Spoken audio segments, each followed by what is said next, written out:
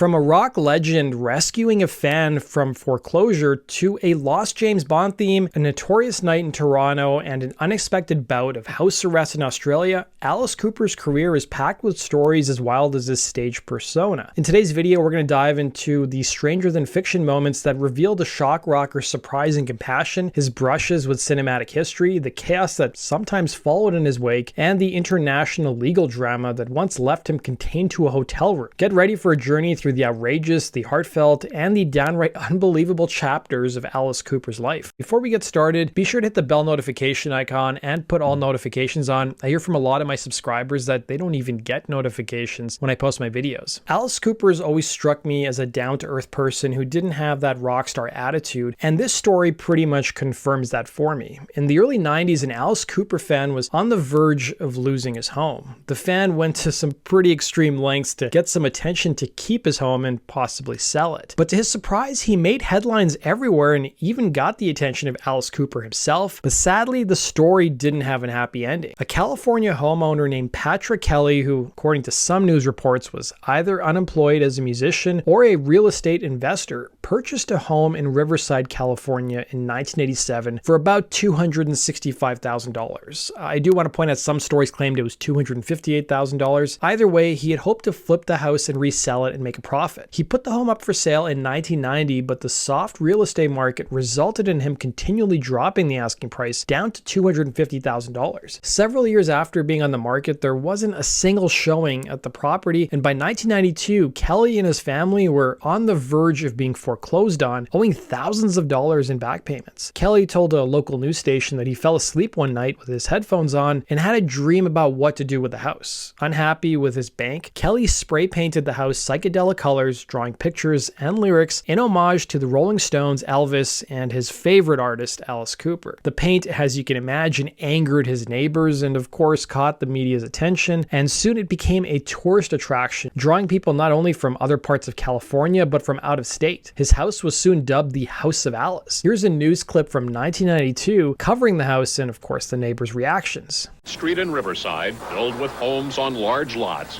The maple leaves are turning colors, and so is one house. For expressing some frustration, gave it a psychedelic fluorescent paint job. An ode to rockers Alice Cooper, the Rolling Stones, and Elvis. I've never cared for Riverside. At this point, I'm so glad to get out of here that I can't even think about being embarrassed. Today, Patrick Kelly's Woodcrest house is getting a lot of attention. On the market for over 2 years, no one even looked at the house, even though he continually dropped the asking price. But today, it's getting a lot of attention because of the unusual paint job completed after his mortgage holder foreclosed. I just felt like doing it, really. It's my house up until they take it away from me, and it's just something I wanted to do, and so I did it. Without a job, now without a home, the family may start a new life in Arizona. No one in this Woodcrest neighborhood is ambivalent about Kelly's artwork. People from as far away as Colorado and Arizona have come to photograph the House of Alice. Angry neighbors, meantime, are planning to paint the place once Kelly leaves. Just because of the negative attitude, the way they said it, I was kind of hoping they'd pull something like that while I still own the house. It'd get a kick out of me suing them for vandalism and making it normal again, wouldn't it?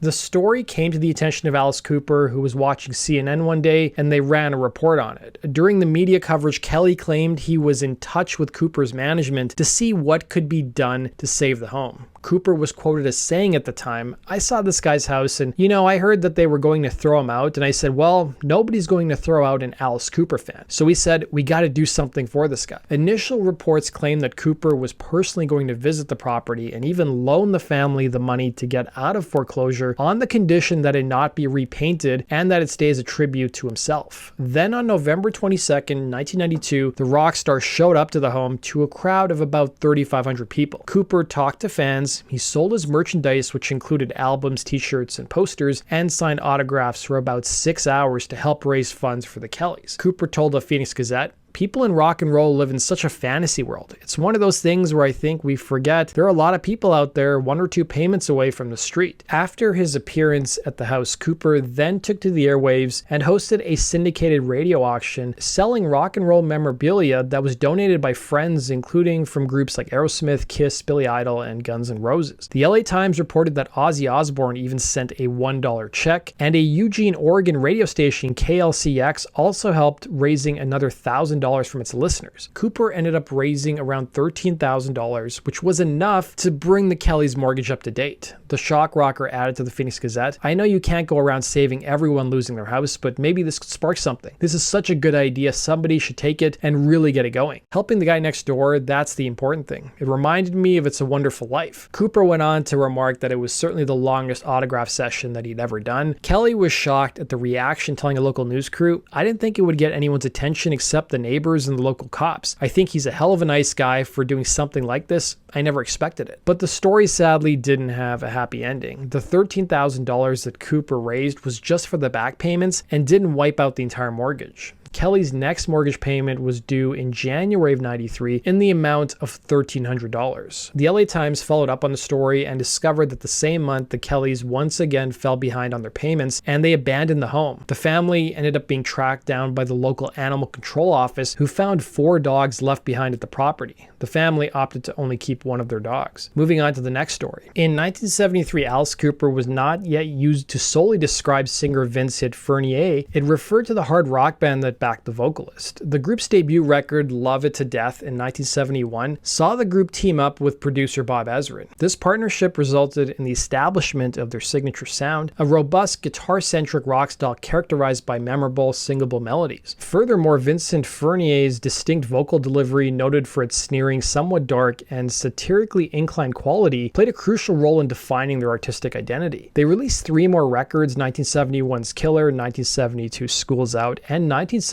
$1 Billion Babies, before getting the opportunity to do a James Bond theme song. The Alice Cooper Band worked on their final album, 1973's Muscle of Love. They recorded the song Man with a Golden Gun as a potential theme song for the 9th Bond film, which was Roger Moore's second. While rumors suggested a formal contract existed between producers Albert R. Broccoli and Harry Saltzman, it's more probable that Cooper recorded the track speculatively. This was likely motivated by the success of Paul McCartney's theme for the preceding Bond film Live and Let Die and Alice Cooper's own chart-topping album $1 Billion Babies. Ultimately, the original Alice Cooper Band dissolved after Muscle of Love. Singer Alice Cooper continued as a solo artist, while the other members formed $1 Billion Babies, who released one unsuccessful album, Battle Axe. Cooper told the AV Club in 2011 that while the movie's producers heard the song, the timing just wasn't right, admitting it actually came in a day too late. By the time the producers heard it, they had already signed for Lulu's song. I went, "You're gonna take Lulu over this?" Because it was perfect for the Man with a Golden Gun. It had helicopters, it had machine guns, it had the Pointer Sisters, Ronnie Spector, and Liza Minnelli doing background vocals. We went to every single one of those John Barry albums to try and invent the perfect James Bond song. Scottish singer Lulu was hired to perform the theme, with the song being written by John Barry and lyrics by Don Black. The man with the golden gun.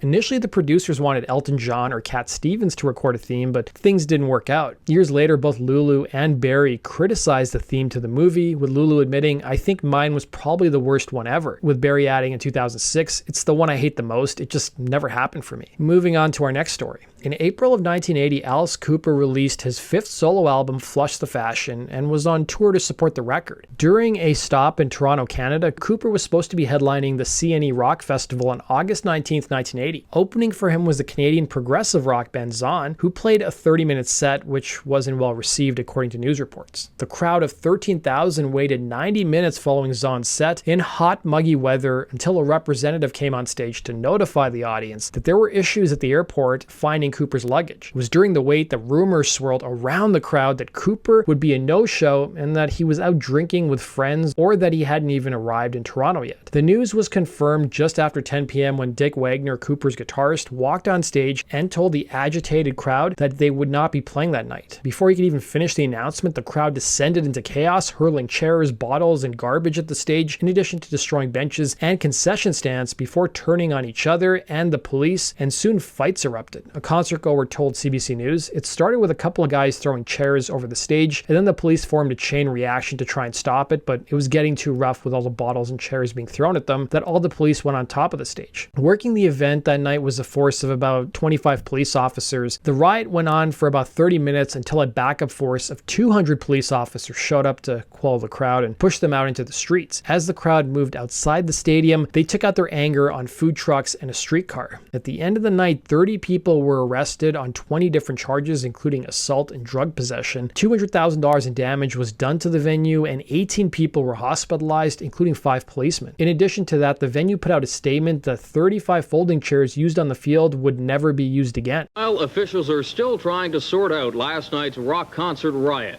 hundreds of police and private security men were required to restrain thousands of enraged fans who went into a frenzy at the announcement that Alice Cooper was ill and would not perform. We'll have more on the destruction, the injuries, and the arrest last night. But first, CFTO's Greg Stott looks at just what happened to Cooper in Toronto, his illness, treatment, and his departure. Alice Cooper's manager, Damien Bragdon, says that last night the rock performer was on a drug, a prescription drug called Drixerol, issued by a Toronto doctor and bought at a Bay Street pharmacy. Drixerol is a decongestant and an antihistamine designed to fight colds and allergies. It's a powerful drug capable of producing drowsiness, tension, anxiety, and sweating. Bragdon described Cooper's condition prior to the show this way. And he was sick in New York. And because it was the last date, and because we haven't missed a date, I said, get him here.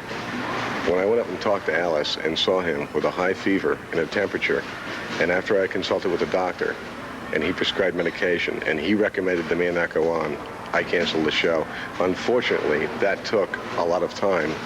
Whatever Cooper's condition last night, he was able to leave Toronto International Airport today on a U.S.-bound plane. When he arrived yesterday, he had to be helped out of a limousine. That fanned rumors that hard rock's aging bad boy was on booze. He spent 1977 and 78 beating the bout with alcoholism. Recently, Cooper dropped 15 pounds, reducing him to 120. He mused that he was learning a few rules for survival on the road, and he remarked, somewhat tongue-in-cheek, "I'm into junk food and I never get sick. Give me a cold slab of pizza and a warm Coke, and I'm fine." Greg Stott. Interestingly enough, that was the third concert riot to happen that summer in Toronto. 2 months prior, at a June show, about 400 youths assaulted police and destroyed cars after being denied entrance to a Teenage Head show. Then in May of that year, concert goers leaving a Nash the Slash concert vandalized a subway station and transit cars. Some in the press blamed rock music for inspiring such behaviors, and the fact that this happened during the Satanic Panic also didn't help. CNE officials and Metro Police held a news conference to explain last night's events. More details from CFTO's Ken Shaw live at the CNE. First to speak was General Manager Bill Malatrat. I asked him if this is the last time that the CNE will get involved with a rock concert. We will be assessing all of our concerts for next year, as I alluded to in my announcement. Particularly, we'll be examining very carefully the future of rock concerts here. And whether they are not or are viable will remain to be decided upon after that review and a lot of examination by our various experts in our committees. Was following the riot, rumors flew over exactly what happened to Alice Cooper. It was the following year the shock rocker returned to the city and gave a telephone interview where he explained what actually took place. He stated, "It's strange because I heard such great rumors as to why the show was canceled. It was a simple thing. It was the first show I had missed in 15 years. I have bronchial asthma. I was born with it. I hadn't had an attack since I was 6 years old, but I arrived in Toronto that day, was in full costume and makeup, and couldn't walk across the room." Members of a local Toronto rock band called Moving Targets who attended the Cooper Riot show even penned a song about the whole incident called Fly to a Flame that used samples of the angry mob rioting at the show. Then for a short period of time, Alice Cooper buttons became popular fashion in the fall of 1980 in Toronto, with them reading, "You're a riot, Alice." Moving on to our next story. After a concert in Sydney, Australia on April 11th, 1977, Alice Cooper was placed under house arrest at his hotel. This unusual situation arose when a local promoter claimed that Cooper owed him money for a 1975 Australian tour that never took place. The promoter asserted that he had paid Cooper somewhere in the range of $60,000 in advance for a cancelled tour and demanded repayment before allowing Cooper to leave the country. The house arrest was not a formal legal detention, but rather a civil action enforced by local authorities at the promoter's request. Cooper was confined to his hotel room and was unable to leave until the financial dispute was resolved. The sum in question represented the promoter's claimed advance payment for the cancelled tour. According to Shep Gordon, Cooper's personal manager, there was an understanding that the shock rocker would receive two payments prior to departing the States for Australia. The first payment, the sum of $60,000, was made. After that payment was received, Cooper's sound equipment was shipped to Australia. But the second payment never came through, and since the agreement was never fulfilled on the promoter's side, Cooper never left the States. He did have to even pay to have his sound equipment returned to the States. The standoff ended after negotiations revealed that the promoter failed to meet their obligations under the agreement, and Cooper was soon allowed to leave the country, posting the bond. That does it for today's video, guys. Thanks for watching. We'll see you again in Rock Culture Stories. Take care.